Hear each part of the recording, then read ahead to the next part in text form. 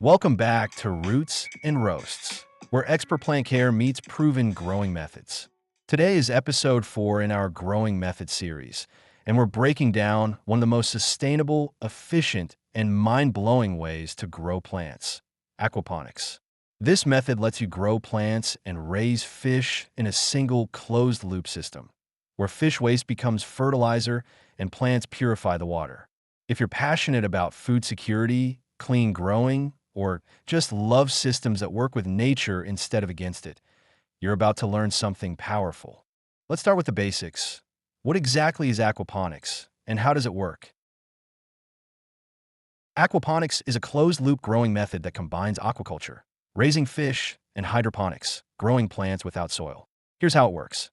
Fish live in a tank and produce waste, mostly in the form of ammonia.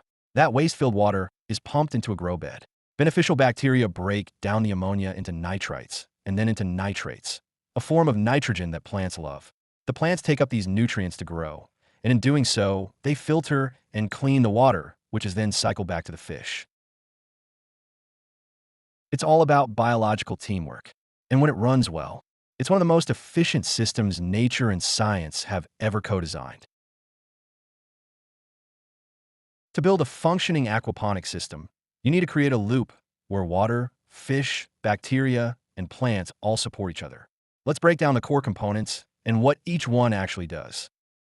This is home base for your fish. It should be food safe, light blocking to avoid algae, and large enough for your fish to grow comfortably. Most home growers use 20 to 100-gallon tanks. The most overlooked but most important part: this is where beneficial nitrifying bacteria live, converting fish waste, ammonia, into nitrates for plant use. Often, the grow bed itself acts as the biofilter, but you can also build a dedicated one using media like expanded clay pebbles or lava rock. This is where your plants grow and where their roots filter the water.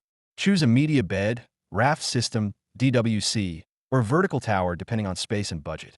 Use net pots, clay balls, or floating rafts for root support. The water pump circulates fish waste to the plants. The air pump oxygenates the tank, especially critical for the fish and the beneficial bacteria in the biofilter. You'll need to monitor pH, aim for 6.8 to 7.0, ammonia/nitrite/nitrate levels, using an aquarium test kit. Water temperature, 65 to 75 degrees Fahrenheit, is ideal for most setups. Keep a daily log. Consistency is key. Whether you're building a small kitchen setup or a garage scale unit, these tools and components are your foundation. Get these right, and your aquaponic system becomes self-sustaining and incredibly productive. When choosing plants for aquaponics, think light feeders first. Greens and herbs are your best allies when getting started. These plants thrive with moderate nutrient levels, short cycles, and minimal fuss. Once your system's stable, you can try fruiting plants like tomatoes, cucumbers, peppers, and strawberries. But these need more nutrients, more structure, more pruning, and careful system monitoring to avoid nutrient lockout. Start small. Grow what your system can handle. And remember, in aquaponics, plant choice is everything when you're trying to balance fish, food, and filtration. In aquaponics, fish aren't just part of the system. They drive the entire engine. Their waste is your plant's fertilizer. And the fish you choose affects everything, from water chemistry to nutrient output to your crop yield.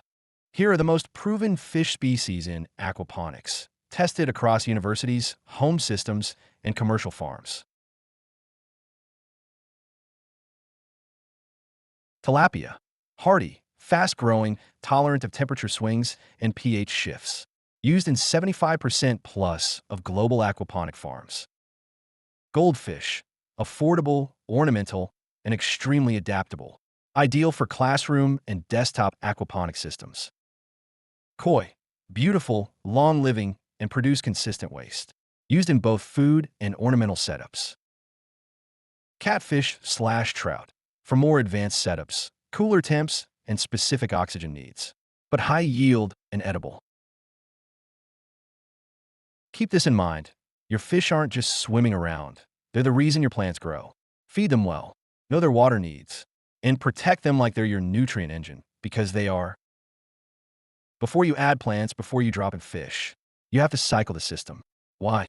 Because raw fish waste can't be used by plants yet. It needs to be transformed first. That's where bacteria come in, nature's filtration crew. Here's how it works. Fish waste equals ammonia. Bacteria convert that to nitrite. More bacteria convert nitrite to nitrate. And that nitrate? That's plant food. The moment your greens go to work.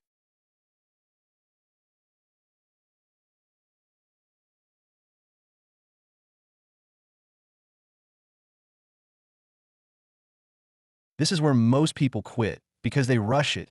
But without those bacteria, your plants won't thrive and your fish won't survive. Cycling is the difference between a thriving, living system and a tank full of stress. Once your system is cycled and running, the key to keeping it stable is balance. That means managing three main variables: water quality, feeding your fish, monitoring the whole ecosystem. Your water isn't just H2O, it's the entire nutrient delivery system. Test weekly for pH ideal 6.8 to 7.2, ammonia 0 ppm, nitrite 0 ppm, nitrate 5 to 40 ppm, safe for fish, good for plants. Feed your fish high-quality, protein-rich pellets. Only give what they can eat in 1 to 2 minutes. Overfeeding equals water issues. Every few days, check your plant health, water clarity, water parameters, fish behavior. The ecosystem only works if every piece is working together. The more in tune you are, the more your system thrives. Aquaponics is powerful, but it can go sideways fast if you miss the basics. Let's go over the rookie mistakes that cost people their plants and their fish. Mistake 1. Overfeeding the fish. This is the most common cause of ammonia spikes. Feed only what your fish can eat in 1 to 2 minutes, once or twice a day. Leftover food sinks, rots, and pollutes the water. Mistake 2. Too many fish, not enough plants. Balance matters. If you stock too many fish and don't have enough plant mass to absorb nutrients, nitrates will spike and crash the system. Mistake 3. No backup power equals risk of total failure. Fish need oxygen 24/7. If your pump fails and water stops circulating, they can die within hours.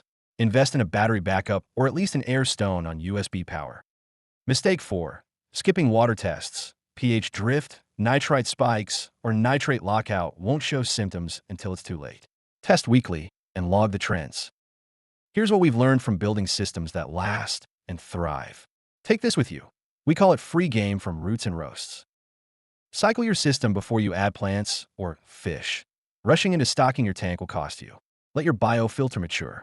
You want bacteria in place to convert fish waste before it becomes toxic. Always have a backup air pump or water pump. When the power goes out, your fish still breathe. Battery-powered air stones or a UPS backup can be the difference between success or a total crash.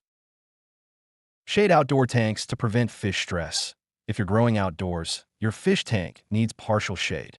Excessive sunlight heats water quickly, and low oxygen plus warm water equals stressed or dead fish. Add red wigglers to your grow bed. Red wiggler worms in your media bed break down leftover solids, fish waste, and dead roots, keeping your system clean and bacteria balanced. Aquaponics is more than just fish and plants. It's a living, breathing ecosystem. Once you've seen the balance, felt the rhythm of feeding, flow, and growth, you get it. If this episode brought you clarity, subscribe to Roots and Roasts and follow this full growing method series. Next up, Coco Core, the clean soilless method.